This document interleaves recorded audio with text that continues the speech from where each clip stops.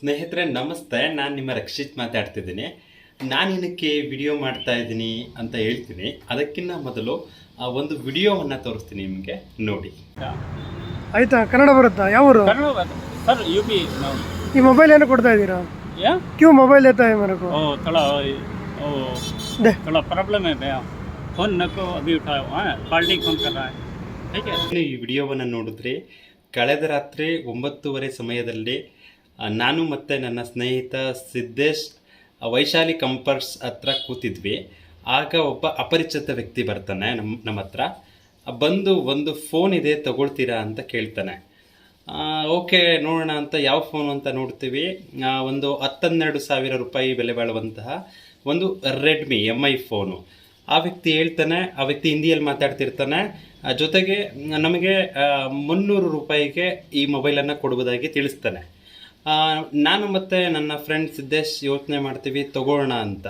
ತದನಂತರ ಮೋಸ್ಟ್ಲಿ ಏನಾದರೂ ಇಲ್ಲಿಂದ ಕದ್ಕೊಂಡು ಬಂದಿದ್ದಾನ ಅಂತಲೂ ಯೋಚನೆ ಮಾಡ್ತೀವಿ. ತದನಂತರ ಲಾಕ್ ಕೂಡ, ಪ್ಯಾಟ್ರನ್ ಕೂಡ ಓಪನ್ ಮಾಡಿ ಕೊಡ್ತಾನೆ ನಮಗೆ. ಕೊನೆಗೆ 250 ರೂಪಾಯಿ ಕೊಡಿ, ಕೊನೆಗೆ ಅದೂ ಆಗಿಲ್ಲ ಅಂತ ಹೇಳಿದ್ರೆ ಕೊನೆಗೆ 200 ರೂಪಾಯಿ ಆದರೂ ಕೊಡಿ ಅಂತ ಕೇಳ್ತಾನೆ. ನಮಗೆ ಒಂದು ಕಡೆ ಗೊಂದಲ ಆಗುತ್ತೆ, ಏನು ಮಾಡೋದು ಅಂತ. ಅವನ ಕಡೆಯಿಂದ ಮೊಬೈಲನ್ನು ಇಸ್ಕೋತೀವಿ. ಆ ಮೊಬೈಲ್ ಇಸ್ಕೊಂಡಾಗ ಆ ಫೋನ್ಗೆ ಹಲವಾರು ಕರೆಗಳು ಬಂದಿರುತ್ತೆ, ಒಂದು 20-30 ಮಿಸ್ ಕಾಲ್ ಇರ್ತದೆ. ಆ ಫೋನ್ನ ಎತ್ತಿ ಪಿಕ್ ಮಾಡಿದಾಗ ಅವರ ಹೆಂಡತಿ ಮಾತಾಡ್ತಾರೆ. ಅವರು ಅಸ್ಪಷ್ಟವಾಗಿ ಕನ್ನಡ ಮಾತಾಡ್ತಿರ್ತಾರೆ. ಸರ್, ಅದು ಫೋನ್ ನನ್ನದು, ಅವ್ರು ನನ್ನ ಯಜಮಾನರು, ನನ್ನ ಗಂಡ, ದಯವಿಟ್ಟು ಆ ಫೋನ್ನ ತಗೋಬೇಡಿ ಸರ್, ಅವ್ರ ಹತ್ರನೇ ಇಟ್ಕೊಳ್ಳಿ. ನನ್ನ ಕಡೆ ಕೆಲ್ಸಕ್ಕೆ ಹೋಗ್ತೀನಿ ಅಂತ ಚಾರ್ಜಿಗೆ ಅಮೌಂಟ್ ಇಸ್ಕೊಂಡು ಬಂದಿದ್ದಾರೆ. ಅವ್ರಿಗೆ ಏನೋ ಎಣ್ಣೆ ಹೊಡೆಯುವಂಥ ಅಭ್ಯಾಸ ಇದೆ. ಹಾಗಾಗಿ ಅದನ್ನು ಮಾರ್ಬಿಟ್ಟು ಆದ ತಕ್ಷಣಕ್ಕೆ ಎಣ್ಣೆ ಹೊಡಿಬೇಕು ಅವನು. ಹಾಗಾಗಿ ನಾನು ಮತ್ತು ನನ್ನ ಫ್ರೆಂಡು ಎಲ್ಲ ಹೊರಟಿರ್ತೀವಿ, ತುಂಬ ಅರ್ಜೆಂಟಲ್ಲಿ ನಾವು ಕೂಡ ಇರ್ತೀವಿ. ಏನು ಮಾಡೋದು, ನಮಗೊಂದು ಗೊಂದಲ ಸ್ಟಾರ್ಟ್ ಆಗ್ತದೆ. ಈಗ ಈ ಫೋನ್ನ ಇವನಿಗೆ ಕೊಟ್ಟೋದ್ರೆ ಬೇರೆ ಯಾರಿಗಾದ್ರೂ ಮಾಡಿಬಿಡ್ತಾನೆ. ಬಟ್ ಅವರ ಹೆಂಡ್ತಿ ಹೇಳ್ತಿದ್ದಾರೆ, ಸರ್ ನನ್ನ ಮಕ್ಕಳಿದ್ದಾರೆ, ಆ ಮಕ್ಕಳಿಗೆ ಏನು ಆನ್ಲೈನ್ ಕ್ಲಾಸ್ ಕೇಳೋದಕ್ಕೆ ಎಲ್ಲದೂ ಫೋನ್ ಬೇಕಾಗಿದೆ ನನಗೆ, ದಯವಿಟ್ಟು ಸರ್ ಆ ಫೋನ್ನ ಯಾರಿಗೂ ಕೊಡಬೇಡಿ ಸರ್, ನೀವೇ ಮಡಿಕೊಳ್ಳಿ ಅಂತ ಆ ಹೆಣ್ಮಗು ನಮ್ಮ ಕಡೆ ಹೇಳುತ್ತೆ. ಏನು ಮಾಡೋದು ಮೇಡಮ್, ನಿಮ್ಮ ಅಡ್ರೆಸ್ ಎಲ್ಲಿ ಹೇಳಿ ಅಂತ ಕೇಳ್ತೀವಿ. ಬಟವಾಡಿಲಿ ಇರೋದು ಅಂತ ಹೇಳ್ತಾರೆ. ಮೇಡಮ್ ಬನ್ನಿ ಇಲ್ಲಿಗೆ ಹತ್ರ ಇದೆಯಲ್ಲ ಅಂತ ಹೇಳಿದ್ರೆ, ಸರ್ ನನ್ನ ಕಡೆ ಚಾರ್ಜಿಗೂ ಅಮೌಂಟ್ ಇಲ್ಲ ಸರ್, ದಯವಿಟ್ಟು ನೀವೇ ಮಡಿಕೊಳ್ಳಿ ಸರ್, ನಾನು ನಿಮ್ಮ ಹತ್ರ ಕಲೆಕ್ಟ್ ಮಾಡ್ಕೋತೀನಿ ಈ ಫೋನ್ನ ಅಂತ ಹೇಳ್ತಾರೆ.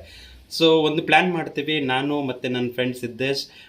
ಆ ವ್ಯಕ್ತಿಯನ್ನು ನಮ್ಮ ಗಾಡಿಯಲ್ಲಿ ಕೂರಿಸ್ಕೋತೀವಿ. ಅವ್ನು ಬರೋಕ್ಕೆ ರೆಡಿ ಇರೋದಿಲ್ಲ, ಫೋನ್ ಕೊಡಿ ಅಂತ ಬಲವಂತ ಮಾಡ್ತಾ ಇರ್ತಾನೆ.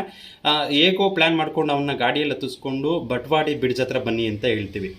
ಆ ಬಟ್ವಾಡಿ ಬ್ರಿಡ್ಜ್ ಹತ್ರ ಹೋಗ್ತೀವಿ. ಯಾರು ನನಗೆ ಫೋನ್ ಮಾಡಿದ್ರೋ ಆ ಮಹಿಳೆ ಮತ್ತು ಆಕೆಯ ಮಗಳು ಇಬ್ಬರೂ ಕೂಡ ನಡ್ಕೊಂಡು ಬರ್ತಾ ಇರ್ತಾರೆ. ಓಕೆ, ಅಲ್ಲಿಗೆ ಹೋಗ್ತೀವಿ. ಸ್ನೇಹಿತರೆ, ನೀವು ನಂಬೋದಿಲ್ಲ, ನಮಗೆಷ್ಟು ಒಂಥರ ಹೇಗಾಯಿತು ಅಂದರೆ ಗೊಂದಲ.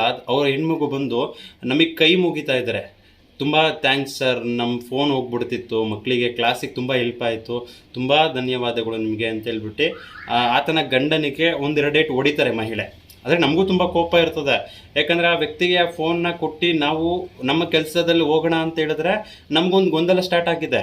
ಆ ಫೋನ್ನ ಯಾರಿಗಾದ್ರೂ ಮಾರ್ಬಿಡ್ತಾನೆ ವ್ಯಕ್ತಿ ಅಂತ. ಏನು ಹೇಳಕ್ಕೆ ಹೊರಟೆ ಅಂತ ಹೇಳಿದ್ರೆ, ಈ ಕುಡಿತದ ಚಟಕ್ಕೆ ಒಳಗಾಗಿರೋವಂಥವ್ರು ಯಾವ ರೀತಿ ಆ ಕ್ಷಣದ ಆಸೆಗಳನ್ನು ಅಥವಾ ಆ ಕ್ಷಣದ ತಮ್ಮ ಏನೋ ಅದನ್ನು ತೀರಿಸ್ಕೊಳ್ಳೋದಕ್ಕೋಸ್ಕರ ಏನು ಮಾಡೋದಕ್ಕೂ ಏಸದೇ ಇರೋವಂತಹ ಜನರಿದ್ದಾರೆ. ಅವರು ಆಲ್ರೆಡಿ ಉತ್ತರ ಪ್ರದೇಶದವರಂತೆ. ಅವರು 2-3 ವರ್ಷಗಳಾಗಿದೆ ಇಲ್ಲಿಗೆ ಬಂದು ಉಳ್ಕೊಂಡು ಯಾವುದೋ ಒಂದು ಕೆಲಸವನ್ನು ಮಾಡಿಕೊಂಡು ಇಲ್ಲಿ ಜೀವನ ಮಾಡ್ತಾ ಇದ್ದಾರೆ.